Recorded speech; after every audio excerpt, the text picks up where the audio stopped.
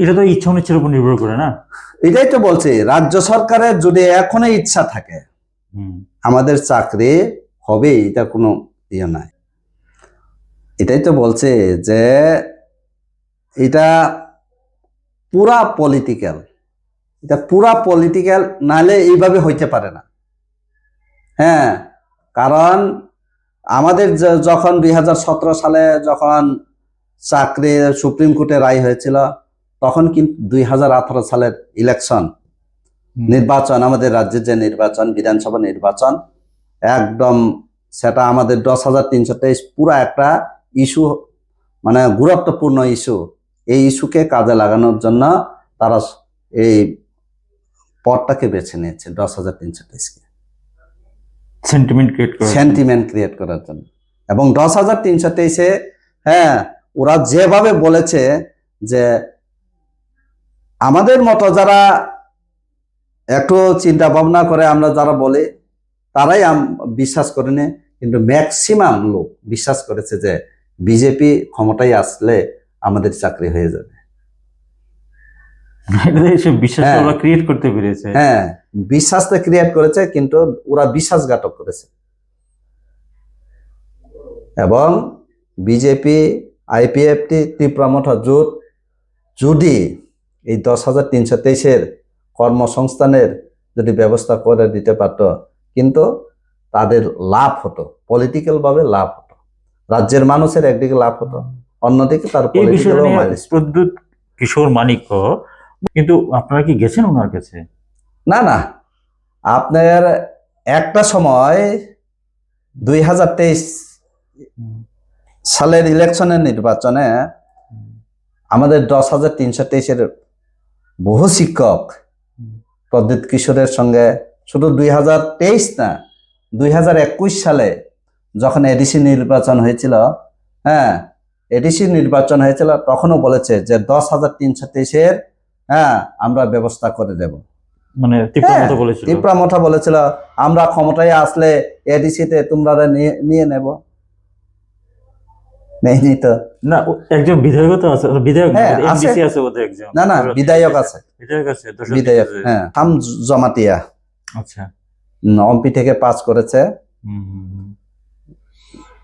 আচ্ছা, যেটাই হোক, হ্যাঁ। এরপরে 2023-এ যে নির্বাচন হয়েছিল, সেই নির্বাচনে বামফ্রন্ট সরকার বলেছে যে আমরা ক্ষমতায় আসলে 10,323-এর হ্যাঁ অন্তত পক্ষে ডাল ভাত খাওয়ার জন্য আমরা ব্যবস্থা করব বলেছে, কিন্তু 2023-এও বলেছে। হ্যাঁ, এবং সেখানে যদি প্রদ্যুৎজি বা প্রদ্যুৎ মানিক্য দেববর্মন যদি এইভাবে মানে রাজনীতি না খেলতো, তাইলেও আমাদের চাকরি হয়ে যেত। মানে সবখানে আমাদের মানে কি কি বলবো, আমরা নিরাশ হয়েছে।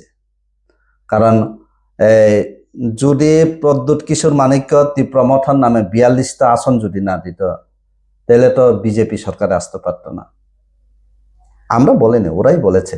আমরা তো আগেই বলেছে এটা বিজেপিরই একটা পার্ট, এটা বিজেপিরই একটা অংশ। কোনটা বিজেপির অংশ? না, তীব্রমঠা যদি 42টা আসনে সিট যদি না দিত, আপনি দেখেন 5 থেকে 7টার বেশি ওরা আসন পায় না বিজেপি। সবখানে বুট কেটেছে, যেখানে 10% এসটির বুট আছে সেখানেও ক্যান্ডিডেট দিয়েছে। এটাও আমরা বলিনি, এই যে এখন আমাদের যে সাংসদ বিপ্লব দেব নিজেই বলেছে, এবং ওদের সাথে প্ল্যান করে এটা হয়েছে। মানে এইভাবে আমরা আমাদের কপালটা প্রত্যেকবার মানে কি বলবো শেষ করে দিয়েছে। আমাদের সাকসেসের কিনারে গেলেও আমরা বিফল হয়ে যাই। মানে এমন হচ্ছে যে অভাগা যেখানে যায় সাগর সেখানে জায়গা। তারপরে আমরা আমাদের বিশ্বাস শেষ হয়নি, আমাদের লড়াই চলছে। হ্যাঁ, এখন আমরা বলবো, রিকোয়েস্ট করব, কারণ আমরা দেখেছি আমাদের রাজ্যে হ্যাঁ চাকরি ছাঁটাই হয়েছে, 10 বছর পরেও চাকরি হয়েছে, এমন উদাহরণ আছে।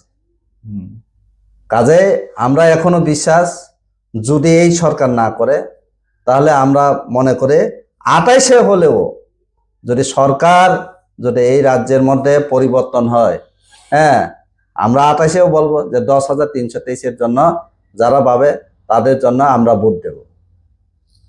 তো ভাবলে তো হবে না, কার্যকরী করতে হবে না? আপনার সামনে দুটো দেখলেনি, দেখছেনি। না, একদিন একদিন না একদিন আমরা সাকসেস হব, এটা আমাদের বিশ্বাস আছে।